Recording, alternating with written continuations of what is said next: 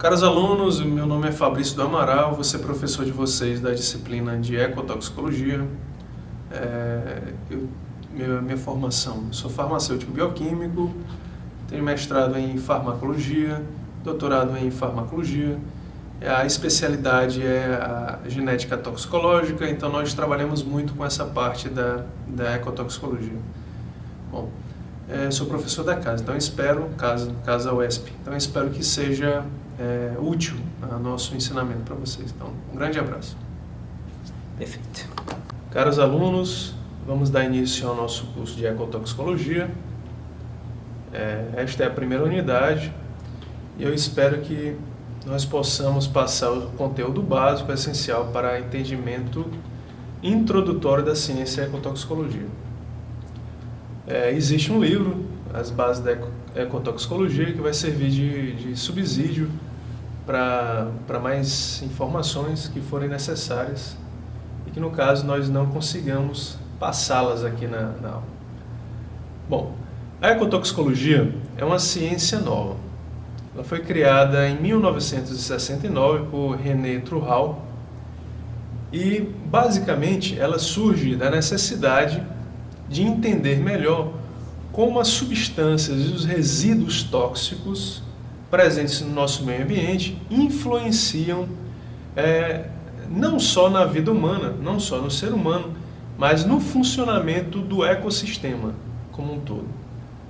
Então ela surge da união de duas áreas, a toxicologia, uma ciência bastante conhecida e muito mais antiga que a ecotoxicologia, e da ecologia, muito conhecida de vocês.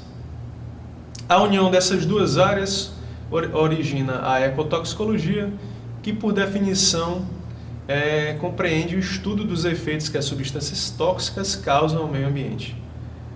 Um pouco mais na frente, na terceira unidade, nós iremos explicar mais sobre a toxicologia e as diferenças entre a toxicologia e a ecotoxicologia. Mas que fique claro, já nesta unidade, que a toxicologia ela aborda mais os efeitos nos seres humanos. Então, os efeitos de quê? Das substâncias tóxicas nos seres humanos. Para quê? Para, logicamente, prevenir ou para corrigir alguns problemas oriundos dessa interação. Já a ecotoxicologia é muito mais ampla. Ela não aborda só os seres humanos. Que fique claro, os seres humanos são sim abordados, eles são um dos animais estudados. Mas ela observa o efeito dessas substâncias tóxicas em comunidades inteiras. Então, o estudo ele é muito mais amplo, ele é muito mais dinâmico e muito mais complexo que a toxicologia. Complexo que a toxicologia, perdão. Bem, infelizmente, com o avanço da tecnologia, com a busca incessante humana por para desenvolver novos recursos, melhorar nossa qualidade de vida, historicamente vem prejudicando o meio ambiente. Essa relação, desde do desgaste dos recursos naturais até a produção de resíduos, resíduos tóxicos, acaba gerando um desequilíbrio no nosso meio ambiente. Então, infelizmente, esse desequilíbrio e essa relação, ela não é benéfica para o nosso ecossistema. E é considerada essa área, essa relação, essa relação entre o desenvolvimento da tecnologia, entre a produção de novos recursos, a comunicação, a ciência como um todo, os solventes industriais, todos esses recursos novos que estão sendo desenvolvidos, infelizmente, eles vêm, como eu falei, já vêm contribuindo para um desequilíbrio no nosso meio, e essa relação ela é um dos desafios do século XXI. Tá? Como eu falei, a ecotoxicologia ela é definida como uma ciência que avalia os efeitos de substâncias tóxicas nos ecossistemas e, portanto, ela acaba tendo um papel primordial nesse desafio. À medida que ela se desenvolve, na medida que ela se diferencia, ela acaba contribuindo para um melhor entendimento dessa relação e dificultando que novos problemas surjam dessa equação, equação não balanceada entre o desenvolvimento tecnológico e o bem comum da comunidade do meio ambiente. Bom, E como nós falamos, o desenvolvimento tecnológico ele gera resíduos, né? Gera substâncias, né?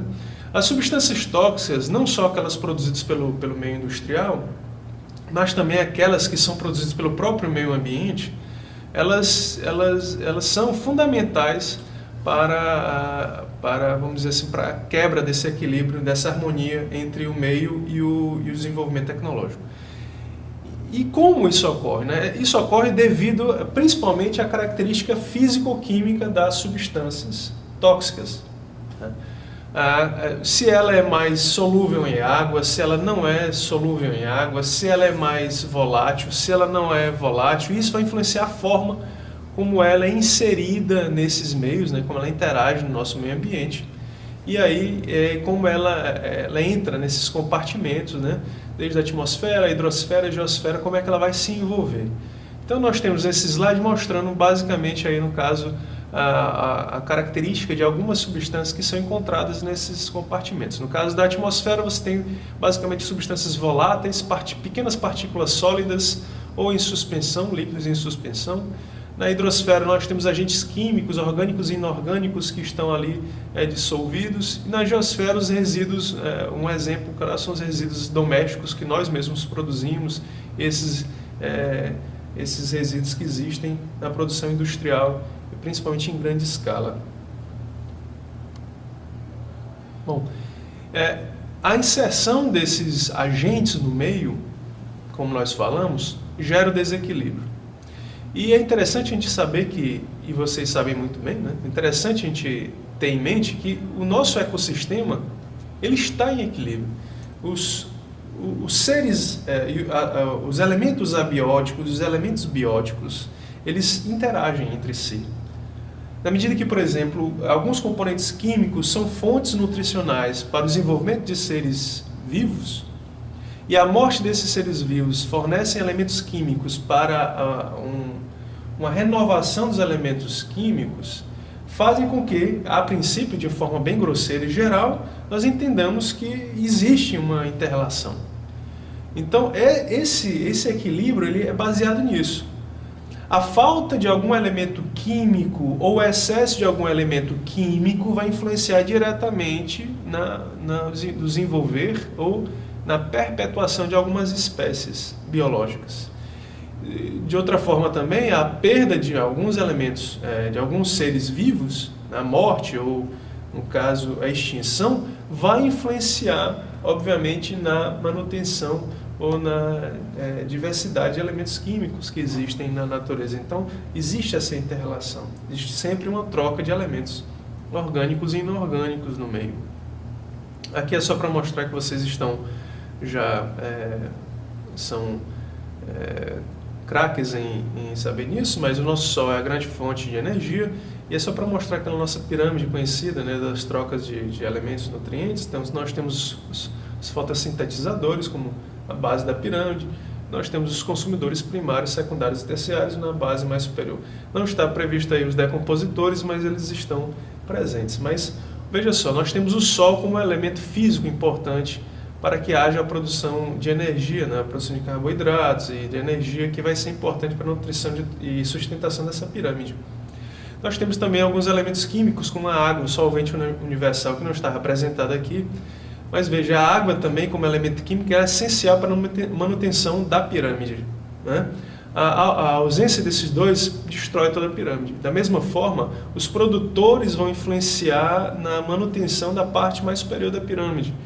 E os outros, os herbívoros carnívoros, eles nas suas inter-relações vão contribuir também para que os elementos químicos voltem e sustentem aí a pirâmide e se tenha o ciclo de forma bem grosseira, né, mantido. Lembrar vocês que quando vocês forem ministrar as aulas para os alunos, falar dos ciclos biogeoquímicos, falar do enxofre, do fósforo, nitrogênio, oxigênio e água, como elementos aí químicos importantes para a sustentação dessa relação. Né? Falando básica rapidamente, nós temos o fósforo e o nitrogênio como elementos essenciais, por exemplo, do DNA. Então, fósforo e nitrogênio são elementos que estão lá no nosso DNA. O oxigênio, a manutenção da vida dos seres aeróbicos. Né? A água nós já falamos e nós vamos dar um exemplo aqui no caso do ciclo do oxigênio, que é um ciclo bastante batido, mas só para ver como ocorre essa relação dos meios químicos, dos elementos químicos e dos elementos bióticos, né, dos seres vivos. Então, nós temos, por exemplo, aqui a planta, né? Ela sendo representada por essa árvore, ela utilizando o CO2 atmosférico e através de uma série de reações bioquímicas, ela gera oxigênio e energia, como na forma de carboidrato. Essa energia, esse oxigênio vai para a atmosfera sendo reutilizado por um ser vivo que é representado por esse animal. E aí, obviamente, o mantém vivo, né? A sua respiração, através dessa respiração, você gera o CO2, que vai servir de fonte de novo elemento para fotossíntese, e o oxigênio atmosférico pode cair na forma de condensação em chuva, formando a água, né? O vapor da água formando a água, e essa água nós já vimos, né? É elemento essencial para a manutenção da vida, tanto dos herbívoros, dos carnívoros e da própria planta, e também a morte desses elementos vão servir de nutrientes para outros micro-organismos. Então nós temos aqui no próprio ciclo, de um ciclo simples, que é o ciclo do oxigênio, vários elementos que indicam que há uma relação muito, muito intrínseca entre os elementos químicos e os seres vivos, né? Infelizmente esses ciclos são muito frágeis, né?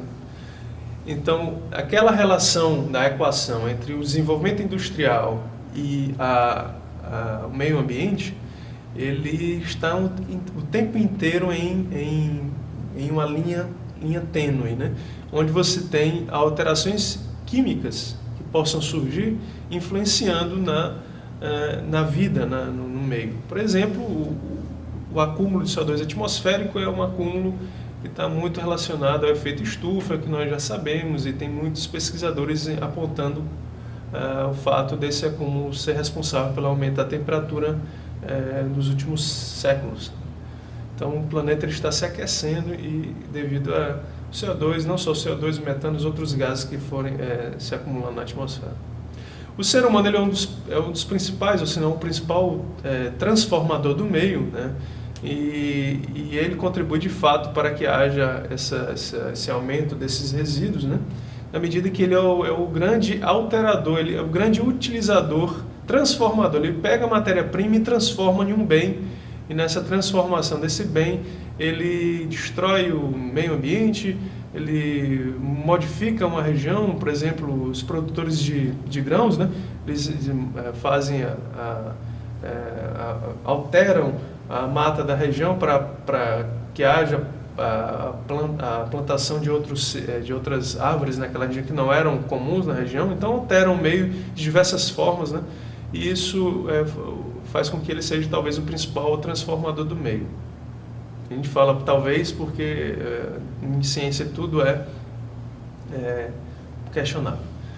Bom, e essa relação, por ser frágil, os ciclos, né, como nós vimos, por serem frágeis, eles podem ser transformados por serem cíclicos, quer dizer, como nós vimos, né, o elemento ele entra de uma forma, ele é adquirido pelos seres vivos e volta para o próprio meio. Eles são cíclicos, né? Então eles podem se tornar acíclicos. Na medida que você perde um ser vivo ou aumenta a quantidade de uma substância química, no caso do CO2 aí é um exemplo, mas você pode perder esses elementos, no caso perda do fósforo. O principal meio de a gente adquirir fósforo através do mar, na medida que a gente tira os peixes do mar e eles não voltam para o meio onde eles estiveram, você está tirando o fósforo da região e não está repondo. Então você pode fazer com que um ciclo cíclico se torne em acíclico. E isso vai ser ruim porque, como é um ciclo, em algum momento, em alguma parte do processo vai ser sentido. E aqui é uma figura mostrando essa mudança, intervenção humana na natureza, né? Uma cidade, né? Essa figura, vamos dizer assim, cotidiana de uma grande cidade, você tem vários elementos aí que contribuem para a alteração desse meio. Construção dessa estrada, por exemplo. Para construir essa estrada, você teve que matar muitas árvores, tirar muitas árvores, devastar campos, etc. Asfaltar, que é um elemento químico. Petróleos derivados do petróleo são muito tóxicos. Nós vamos falar isso na outra unidade. Os próprios automóveis poluindo, né, na medida que eles emitem os gases, né. Você tem a poluição sonora, você tem que aí espanta, assusta os animais. E então você tem o lixo que é produzido por isso. Então você tem vários elementos aí que estão representados nessa figura. Uma figura simples, mas ela pode ilustrar um pouco dessa interferência humana na natureza. E, portanto, nos ciclos biogeoquímicos.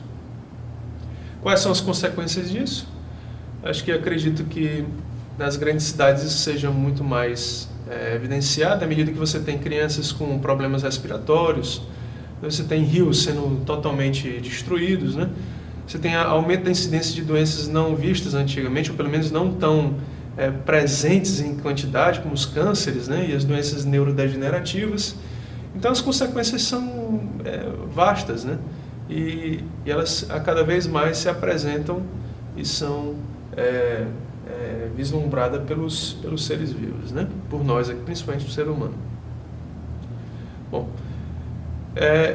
para finalizar essa unidade, no livro As Bases da Ecotoxicologia, nós temos algumas atividades. Eu gostaria que vocês, né, nossos alunos, pudessem assistir esse filme, assistir ao filme Uma Verdade Inconveniente, que é do vice-presidente dos Estados Unidos, Al Gore. Ele fez um documentário a respeito, do ano de 2006, que é um grande incentivador pela conservação da natureza